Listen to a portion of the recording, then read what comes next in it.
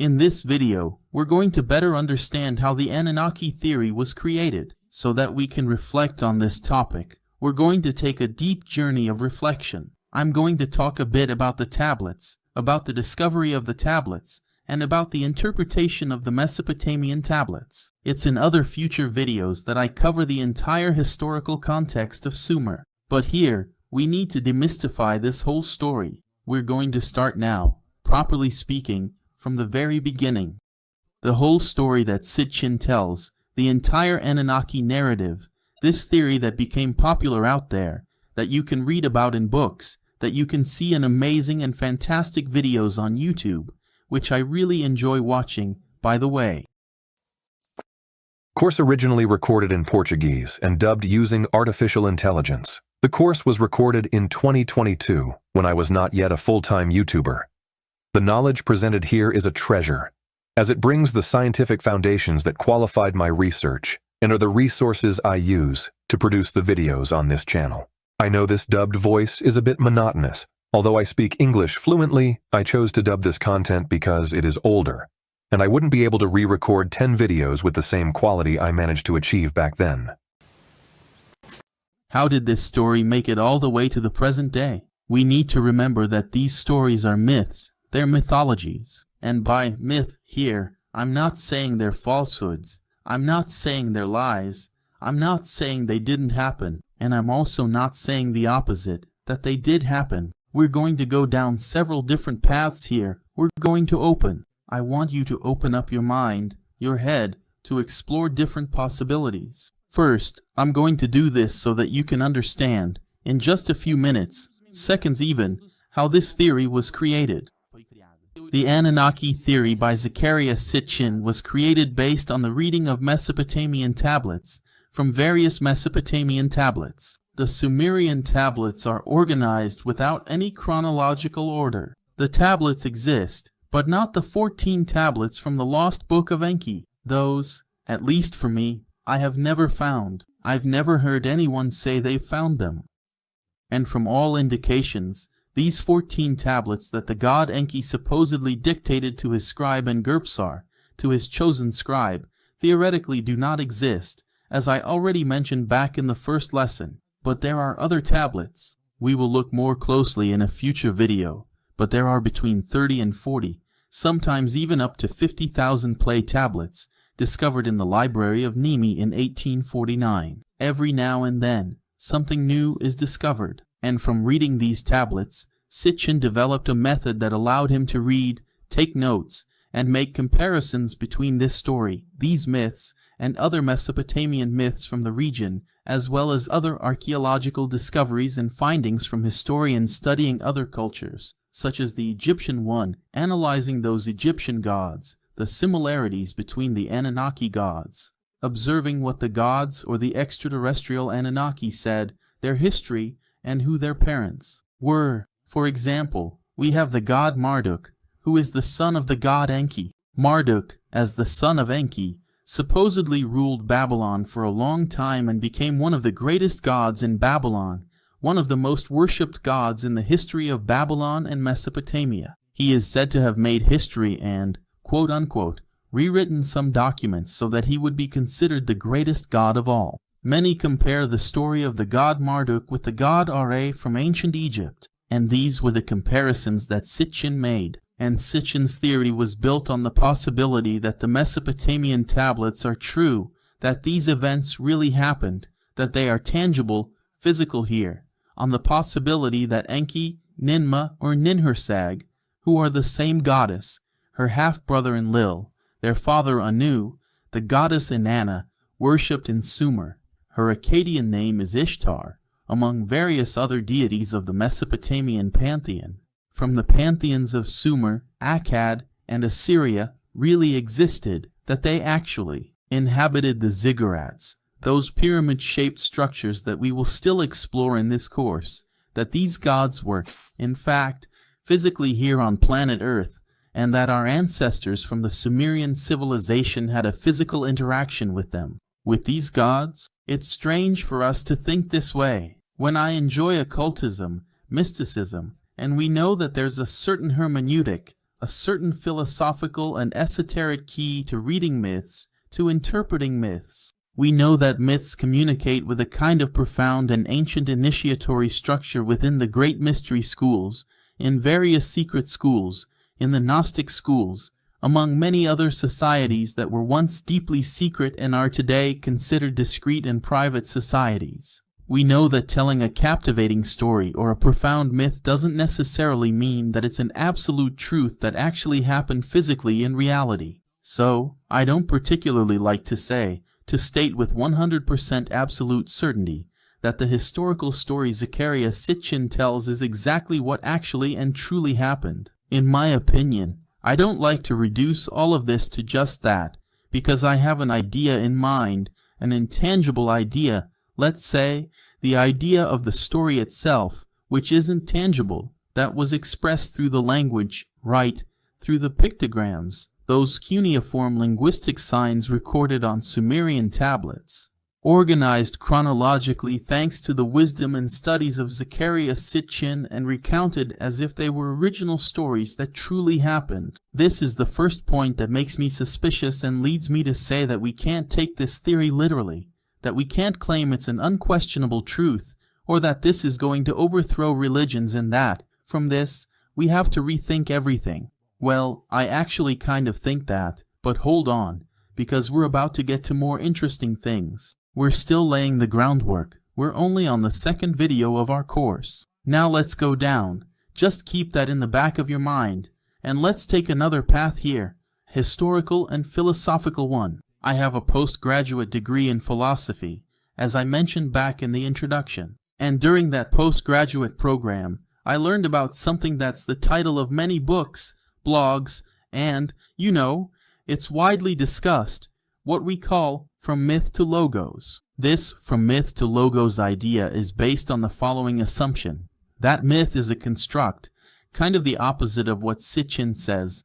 That myth is something that didn't actually happen. That myth is the result of a language used by men and women who were still inexperienced, who still couldn't connect the facts, who still couldn't make connections between things, that the scientific method as such didn't exist yet, and that it was common to attribute to entities, or rather, it was the opposite, that it was common to attribute manifestations of nature to mythical entities. Myth, in this case, then, would be a way of explaining and seeing the world. It would be as if we could take, for example, in Greek mythology, the god Poseidon, who is the god of the seas, and that this god of the seas had the power to destroy a city during a period of rough seas or to destroy a ship. So these people, still very primitive, would offer offerings, prayers, and other reflections to this god Poseidon, and they would have to thank this god Poseidon when everything went well. And when lightning struck the earth,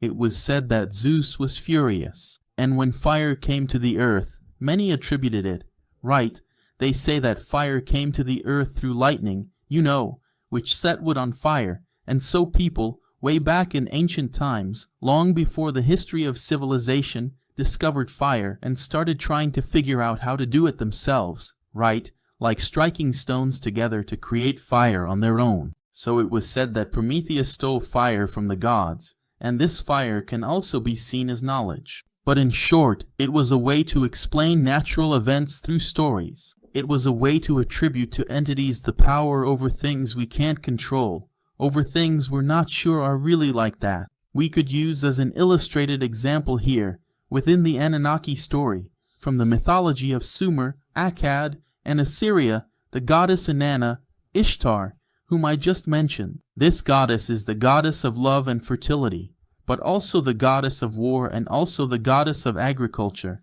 who pairs with Tamuzi, who is also a god of agriculture and is the biblical Tammuz, right, the god Tammuz who appears in the Bible. So it was said that it was necessary to make offerings to Inanna so that the planting and the harvest would be good. And there was a period when the land was not fertile, a period during which the goddess Inanna would withdraw to the chambers of the underworld, where her sister Ereshkigal lived, and there she would stay for some time until she was reborn. So even the text, right, the return of Inanna to the underworld, when she descends to the underworld and returns and then sends Dumuzi, the Shep, her shepherd, her husband, her consort, Dumuzi, to the underworld. So there would be this cycle of nature through Inanna and Tammuz, or Dumuzi. This mythical language is then attributed as a kind of way to say that the ancients, the very, very, very primitive humans, did not know how nature worked and attributed everything that happened to entities. Today, philosophy often deals with it this way, but there is a group of researchers who like to analyze it from the other side. Just to wrap up, this passage, it is said that myth travels to logos. What does that mean?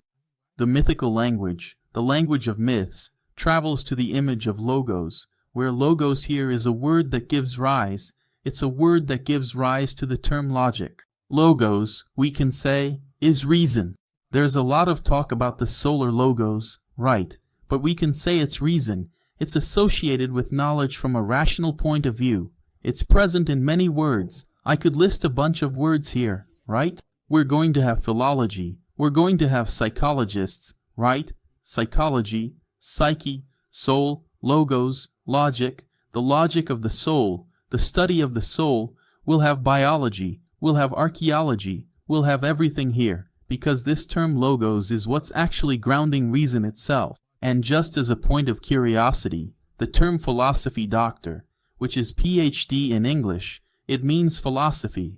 When someone reaches this level of PhD, it means they understand the base, the foundation, the philosophy of a field. So being a doctor in something, being a PhD in something, means mastering the logos, the logic, the argumentative foundation that exists at the base and upon which the entire climb of knowledge about a subject is built. So it is said that we go from a still primitive language to logical language, the logical language that underpins human rationalism, that underpins our species as Homo sapiens sapiens, as the man who knows that he knows, when man is self-aware. And all of this happens through logic. But many, as I was saying, philosophers and other scholars nowadays, some even post-Jungians, right? Post-Carl Gustav Jung, the Swiss psychiatrist who founded analytical psychology, Jungian psychology, bring up a lot the idea that, let's go back here from logos to myth now, not from myth to logos,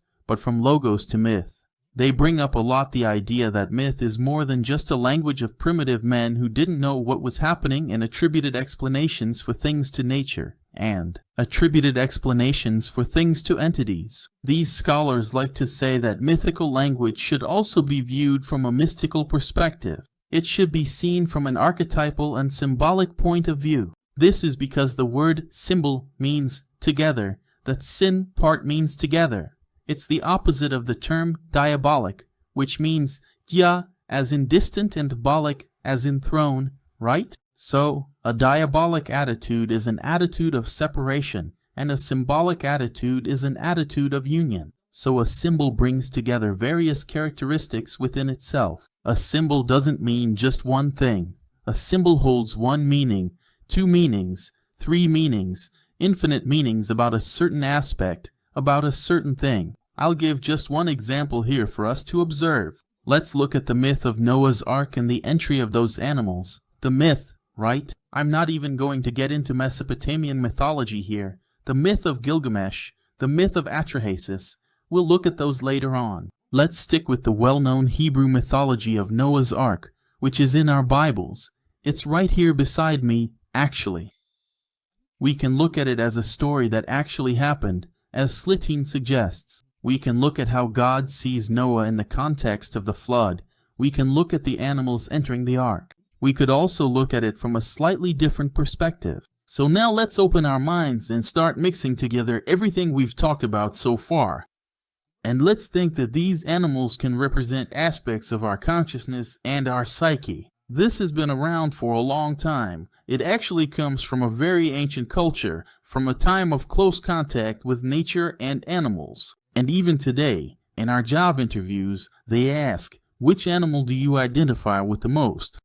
We have the characteristics of the lion, the characteristics of the snake. Then comes the trait of an animal that crawls, the trait of an animal that represents cunning. An animal that can't stand up but coils itself, and through controlling its impulses and playing with the rhythm of life, it manages to rise. We could get into the esoteric key of Kundalini here, and we could talk about it from various perspectives. So, when these animals are entering the ark, we could say that the lions, the snakes, the other animals, I can't quite remember if the snake enters, but the animals of each species, I think it's all the animals. Right, that the animals of each species that enter that ark represent units of our psyche, which are scattered throughout the world. And we could say that the ark itself is our own mentality, our consciousness. And remember that water is a symbol of the unconscious, of what is submerged and unknown. Because down in the depths of the waters, not even physically can we humans enter, not even with the best equipment. There comes a point where we can no longer go into the depths of the waters, and our mind and our psyche are just like that. So, a flood, a great deluge, can mean a great flood, an inundation of the unconscious, with our conscious characteristics entering into an ark. And if we look at it from this perspective, then Sitchin's theory and other theories that interpret those myths as tangible events that actually happened should be dismissed. Not exactly. This is the beauty of what I want to bring here. That's what a symbol means, something that brings together and unites. We can look at it both from an archetypal point of view and from the perspective of primitive humans who couldn't explain what was happening. So they attributed imaginary entities or aspects of nature to explain a world they didn't understand, and we can also analyze it as things that might really have happened. That's the beauty of what a symbol means. And I don't think we can rule out all these other possibilities here. This is a big difference that I want you, who made it to this course, to take away. That we can, yes, we're free, of course, to believe in Sitchin's theory. But let's not close off our universe of knowledge to just this truth. I also need to go back a bit to what I was saying at the beginning. Sitchin took several tablets, imagine this bookshelf here, completely disorganized, and arranged these myths, in chronological order so that we could understand and actually form a proper story, and build the whole theory he developed. And Sitchin says there were dialogues between the gods, talks about events, talks about journeys to Nibiru. In fact, there's even a text, right, which is in English. The texts are in English, called Enki's Journey to Nibiru or to Nibro, which is the journey, Enki's trip to Nibiru. But I don't know if we can say that Nibiru is a planet. I don't know if we can say that the Anunnaki gods existed as physical, tangible beings here with us. For me, personally, it's a huge oversimplification if we don't analyze the full dimension, the full archetypal, mythical, mystical, esoteric dimension that these texts might contain, and instead reduce all of that to a single meaning, to the idea that these things happened exactly in that way. I prefer to broaden these horizons and look at things from other perspectives. I think this is very valid, very important, and I'd like you to keep this in mind. And now I want to embark with you on a journey that will take us to the end of this video, to the end of this lesson. I want to travel with you back through the annals of time, thousands and thousands of years into the distant past, so that we can truly gain a comprehensive sense of how these ancient tablets and these profound myths were originally created and how they subsequently developed and evolved over time. Before we do that, I need to remind you that the mythology of Sumer, Akkad, and Assyria constitutes the first library that we know of in the history of the modern world. I need to say that there is, in fact, a history, as I've already mentioned, right? The history of Göbekli Tepe in the region that is now modern-day Turkey. There is an archaeological site there, which is a tribute and a monument to the gods, a place of contact with the gods from even more primitive cultures, but for which we have no records or historical documents. So, first of all, history, archaeology, and science in general change in the face of new discoveries and new events, new excavations, new findings, new stories, and everything changes. The fact is that everything you will see and learn in this course does not change in the sense that the texts we are going to look at are the texts. They do not change. What is set out there, right, the content of these books, is the content of these books. It's possible that new discoveries will be made, but the content here will not be shaken. But many people talk about the city of Atlantis, and some have even asked me, but didn't Atlantis come first? Weren't there other peoples who came before? What about the peoples, here in the South American region? Yes, there are other peoples. We will see in the upcoming videos that there were other peoples, there were other human settlements, other settlements of humanoids, but civilization itself begins in Sumer. The earliest records we have of all civilization, which we will see in a future video, begin in Sumer. So these myths, these mythological texts, these written records are indeed the first documents and historical, theological, and all other kinds of records that we currently know. What you will see here are discoveries, literally discoveries, that were unearthed starting in 1849. Every now and then, we see some new text, something new that comes up, like the United States returning some tablets from the Epic of Gilgamesh to the Iraqi Museum. These things pop up from time to time because it's all very recent. It's just over 150 years of history that we know about this civilization, which until then, no one knew anything about. The idea was that the first humans would have come from settlements in Africa, right, that they would have migrated from there. Today, we already have a slightly different idea. It's now known that maybe life on Earth arose from genetic material, yes, brought by meteorites, right? There's even the theory of cosmic panspermia, right, that life on Earth may have started this way. But the fact remains, this is the oldest historical record we know of so far. But our minds end up recording what our current days are like. Our minds end up recording. I've got this here. It's my book, okay? For anyone who's interested and wants to check it out. Our minds end up recording the following, that we took the story, right? I sat here at home just now, and we're not going to think it's a computer, right? But we'll think that I just picked this up here and started writing this book, and I wrote it from beginning to end. I put it on the tablet, sorry for the noise there, and I put it on the tablet, in the Library of Nineveh. Then it came, right? The sands of time and all, they stayed buried there, and then they discovered this story here. But that's not exactly how it happened. It's this background here that I want to bring up. We need to keep in mind that these prehistoric men and women, we have to remember this, that these, first of all, these stories from the tablets, they weren't recorded like this. It happened to me, and now I came here and wrote it down, put it in my library. These are stories that were told by my parents, by my parents' parents, by the parents of my parents' parents, until someone came along who was able to write them down. And we're going to explore this possibility in more detail soon. We're going to look into this more closely here. Let's explore another point for now. It's important to remember that this is like a bomb. At the moment when I have one person writing, then 2, then 5, then 10, it's almost like the COVID curve, right? A geometric progression. As soon as I have the knowledge of how to make a clay tablet, of how to record this information, it drops like a bomb and goes poof.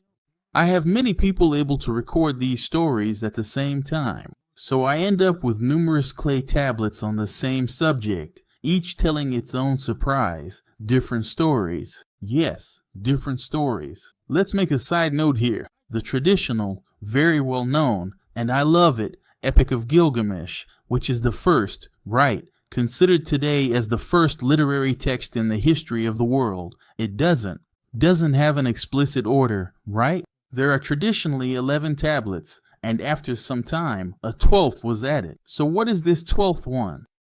It tells the story of the contact, the first contacts of men with, the first contact, with the underworld, with the spiritual world, where Gilgamesh manages to contact the specter, the spirit, right, or spiritual shell, for those who like to think of it that way, of Enkidu. And does this 12th tablet actually exist in the Epic of Gilgamesh? Look, I like to tell the story as a whole, and I'm going to say that it does exist. Some other researchers, investigators, will say that yes, it exists in this way. But there's a catch to this whole story. This 12th tablet is a tablet from the myth, from the tales of the Akkadian tablets. The Sumerian tablets recount a story from the first version, the first tablet. They end the Epic of Gilgamesh with Gilgamesh's departure back to Uruk, right, his city, when he returns after talking to Utnapishtim and accepting, then, that he will, since he is 2/3 mortal, he will die. 2/3 God, right, sorry, and 1/3 mortal, those 33% make him mortal and he will die. So he returns from the place where he spoke with Utnapishtim to his city. That's where it ends. Many people accept this 12th tablet as part of the Epic of Gilgamesh. I like to tell it that way, from the 1st to the 12th, so we get the complete account. And so, these tablets were found like this. Oh, I have the 12th one here. It's the heart of the Epic of Gilgamesh. I put it together with the other 11 and make the epic. It's not exactly like that, because the Akkadian version of the Gilgamesh myth itself denies many points from the Sumerian myth. For example, it denies that Enkidu died. Enkidu, at certain points, appears alive. And then, out of nowhere, he shows up dead. So it's a bit, different from the version we're used to hearing, the one we're used to reading, the one we're used to seeing out there. And if you've already checked out my channel, you've also seen the Epic of Gilgamesh there. I also don't have the Akkadian version here, nor the Sumerian version, right? So I'm going to pull out. I opened a big book and here is my version. It's not exactly like that. There are many, many, many versions of the Epic of Gilgamesh. What happens is that the scholars, let's put it that way, those who are in charge, decide that this here, now, is the myth of Gilgamesh. We thought it would be better to do it this way, and this here, this is the composition of the myth of Gilgamesh. So this is one of the points you need to keep in mind, that the tablets are not exactly a composition from beginning to end. It's not like someone sat down, wrote, and drafted the whole story. Many of the myths we know today are a combination of Tablet A, Tablet B, Tablet C, which weren't necessarily recorded by the same person. They weren't found exactly in the same place, and sometimes they weren't even translated by the same specialists. That's one of the points. Let's go back to that other point I was talking about earlier. It's estimated that these records aren't events, as I was saying, that happened to me, but rather stories I had been hearing about. Many believe that these events are remnants of things from a long time ago. This story of the flood, if we look at different cultures, various mythological texts from all over the world record a similar event. To explore another ancient possibility, the Swiss psychiatrist Carl Gustav Jung says that there is a collective unconscious that permeates all of humanity. So some archetypes are already there, some things are already there and are born with us. And these memories of these events would have already been born with us, just to broaden your range of options in everything we're talking about here. But the thing is, these stories must have, and I'm just guessing here so we can think about it. Did it take 500 years for them to be recorded on a Sumerian tablet? Did it take 1,000 years? 1,500? 2? 5,000?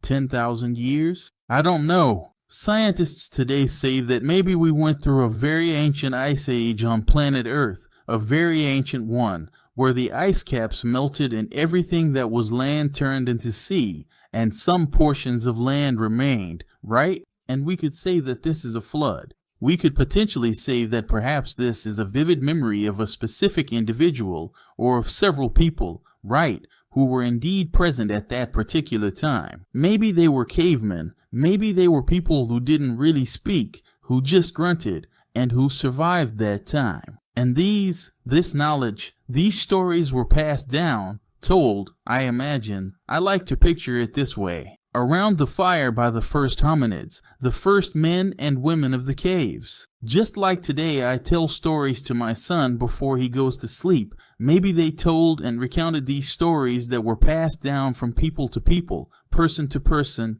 generation to generation, until they reached Sumerian civilization, which we'll look at soon, which appears out of nowhere, literally out of nowhere. There's a gap there, a historical blank. And suddenly all the social organization appears, and then there were people who could record these stories. And each group of humans, each group of nomads, each group of very ancient men and women who lived in this region, and in this region, and in this region here. And then the people from this tribe meet the people from that tribe and marry among themselves, and later go to war with those over there. And this culture, it becomes more and more homogeneous, but at the same time keeps some peculiar characteristics from one group of humans to another. And from this pivotal point on, we can effectively start creating compelling stories, then meticulously recording them in various different versions on diverse tablets that are carefully kept in many different places and numerous different cities, which the relentless passage of time gradually covers up, and today our diligent archaeologists painstakingly discover. I think this historical overview, this exercise in reflection and imagination, is very useful for us to understand all of this. I think it's a foundation that underpins this Anunnaki knowledge. But it's not just that. I need to point out here two aspects. In this story of settlements and human groups, we have different makeups of people and beings, and at a certain point, someone will leave that group and take refuge in the woods and forests, and will discover other things. We'll learn about other plants, other healing techniques, and then those women, and men too, will appear, the mythical ones, the healers, who are able to perform miracles through the knowledge they have of plants. And all of this must greatly change the structure of what is still a pre-society. In fact, this is the final point of our lesson. In fact, we can't deny the very real possibility that today, here we are, myself completely surrounded by concrete, with invisible waves and Wi-Fi passing through my entire body, and radiation constantly passing through us. And even though we're surrounded by all this concrete, with all this internet technology, you watching this course, we are animals. We are animals. Animals coated with a social veneer and layers of civility that protect us and keep our world the way we see it. But we are animals. Those ancient men and women, long before civilization as we truly know it, before the widespread use of concrete, before the development of clay, before any of these fundamental elements even existed, those very men and women who were much closer to the natural world, perhaps they truly had access to profound things that we here in our modern era today do not currently possess. These remarkable men and women might have been endowed with a truly magical, mythical, mystical, and esoteric knowledge that we currently do not possess.